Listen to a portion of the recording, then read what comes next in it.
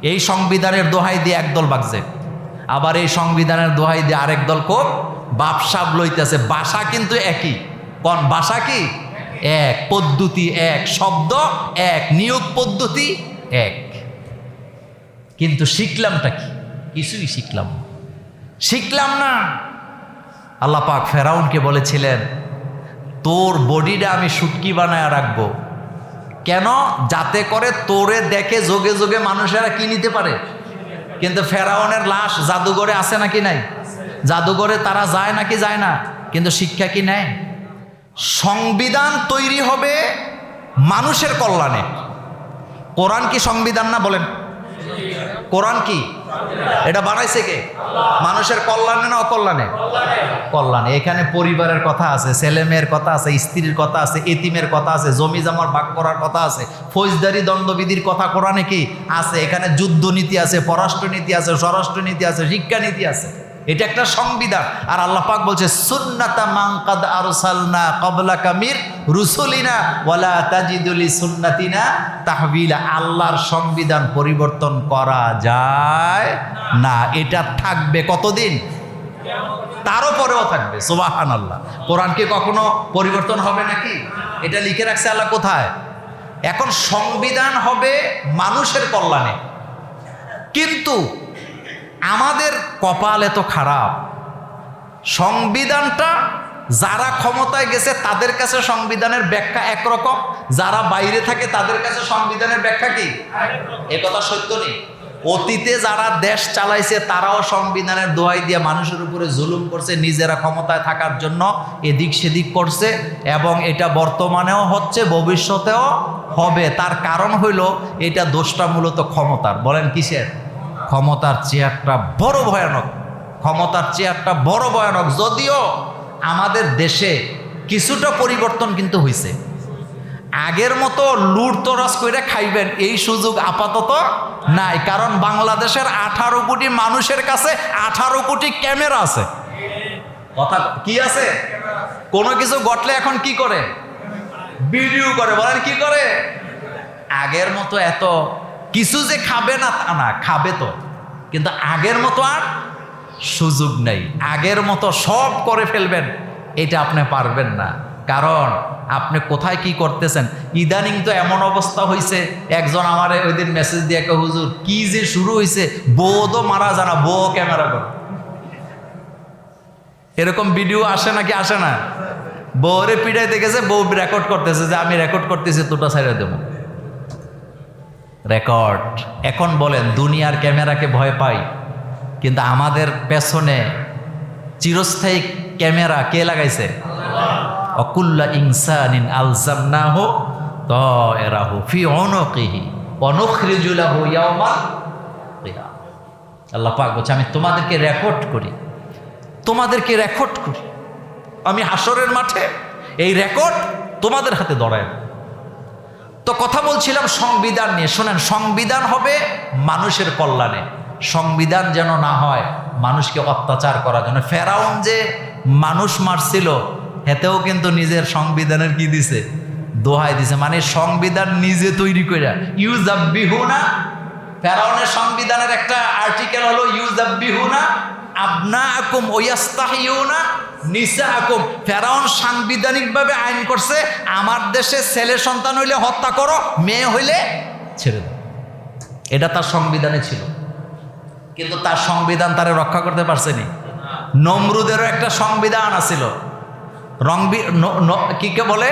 নমরুদের সংবিধান নমরুদকে বাঁচাইতে পারে নাই, কারণ নিজেরা সংবিধান নিজেদের স্বার্থে বানাইছে। সেম কন্ডিশনে। এটা আপনি কাউকে দোষ দিয়া লাভ নেই, আমাদের রক্তের সাথে এটা চলে, এটা প্রবাহিত হয়। স্বার্থের জন্য আমরা নিজের মা বাপকে পর্যন্ত অস্বীকার করি। এই হলো আমাদের জাতির অবস্থা। স্বার্থের জন্য আমরা মানুষের উপকার 1 সেকেন্ডে ভুলে যাই। কথা সত্য নেই? আমরা স্বার্থের জন্য 50 বছরের সম্পর্ক 1 সেকেন্ডে আমরা ছিন্ন করি। কথা এত আসতে বলেন কেন? স্বার্থের জন্য আমরা কি করি? নিজের ছেলেকে অস্বীকার করি, মেয়েকে করি, ভাইকে করি, চাচাকে করি, জ্যাঠাকে করি। 40 বছরের বন্ধুত্বকে আমরা কি করি?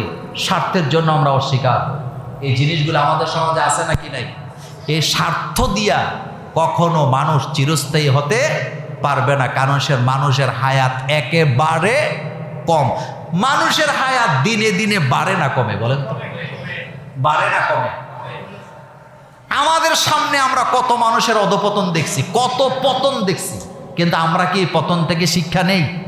এই সংবিধানের দোহাই দিয়ে একদল বাগছে, আবার এই সংবিধানের দোহাই দিয়ে আরেক দল কোক বাপসাব লইতেছে। ভাষা কিন্তু একই, কোন ভাষা কি এক, পদ্ধতি এক, শব্দ এক, নিয়োগ পদ্ধতি এক, কিন্তু শিখলামটা কি?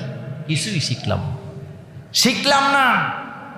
আল্লাহ পাক ফেরাউনকে বলেছিলেন, তোর বডিটা আমি শুটকি বানায় রাখবো।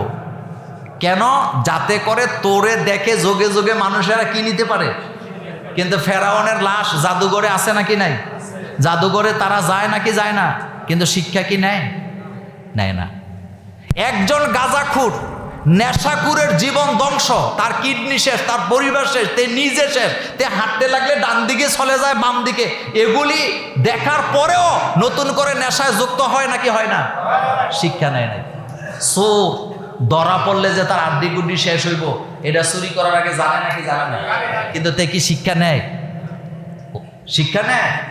নেয় না। পাপিষ্টরা জানে দুনিয়াতেও লাঞ্ছিত অপমানিত হবে, আখেরাতেও হবে, কিন্তু পাপ কি ছেড়ে দিচ্ছে সবাই? না, তারাই ছাড়ে, তারাই সংশোধন হয় যারা ভয় করে কাকে? আল্লাহকে। সুতরাং ক্ষমতার চেয়ার এটা কচু পাতার পানি। বলেন এটা কি? ঠুস করে কখন যাবে কে জানে? বলেন কে জানে? আল্লাহ জানে। এই জন্য বড় বড় কথা কইেন না, বড় বড় কথা বললেন না। সংবিধান হবে মানুষের কল্যাণে, মানুষকে হাত পা বাঁধার জন্য, মানুষের মতামতকে অ্যাভয়েড করার জন্য কখনো সংবিধান হতে পারে না।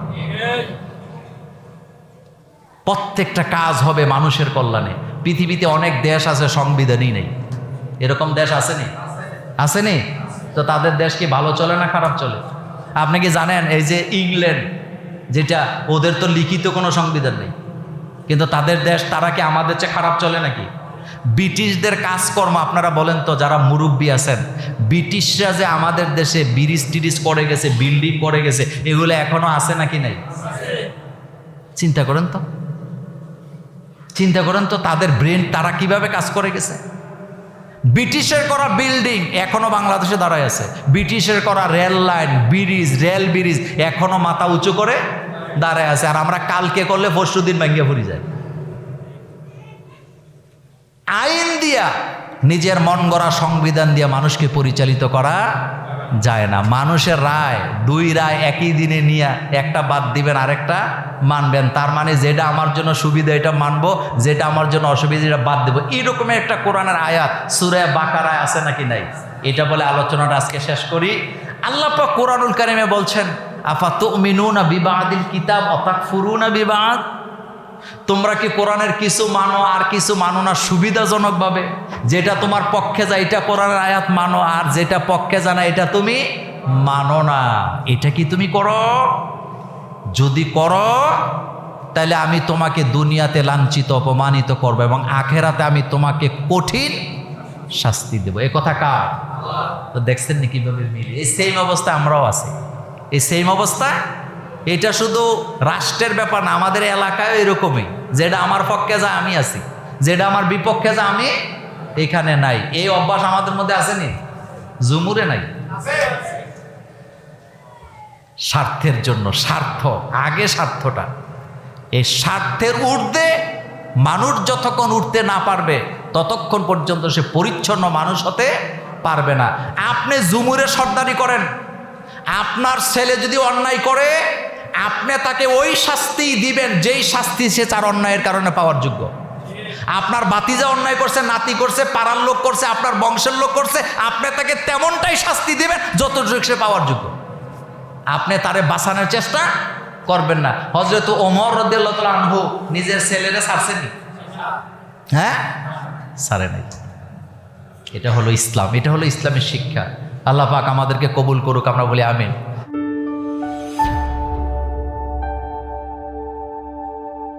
Islamic Tone 24 in charge of the Ghetto